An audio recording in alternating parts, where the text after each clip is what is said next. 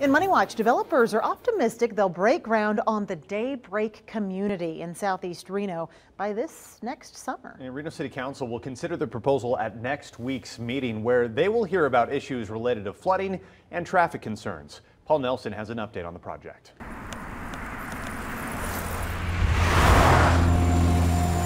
The completion of Veterans Parkway has opened up an area of town that many hadn't seen before, and even more changes could be on the way.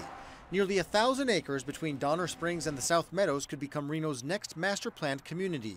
Rather than, leaping out to, the far extents of our city, this is really kind of filling in one of the last few large remaining land areas that is within that kind of urban, suburban area. If approved, Daybreak would support commercial use and 4,700 homes. Derling says some would be affordable enough for first-time buyers. Housing is the #1 issue that's facing northern Nevada right now, and most of the issue surrounding housing is just a lack of supply. The neighborhood's designed to have walking and bike paths instead of sidewalks, with the houses facing the main streets.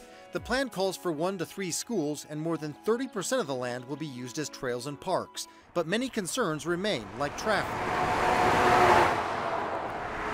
The land's on a flood zone, but officials say their plan provides 25% more flood mitigation than is required. Effectively, at the end of the day, when this project is built, there will be more flood storage on this property than exists out there currently. The project would also mean big changes for Alexander Lake. It was built to provide water storage for ranching purposes, but since that's not needed anymore, the plan is to remove the dam and restore Thomas Creek to its original route. A more historically natural stream bed and stream environment is a better water resource in the long term than the ranching pond that's out there right now. The entire project is expected to take 10 to 15 years to build. Covering Money Watch, Paul Nelson, 2 News.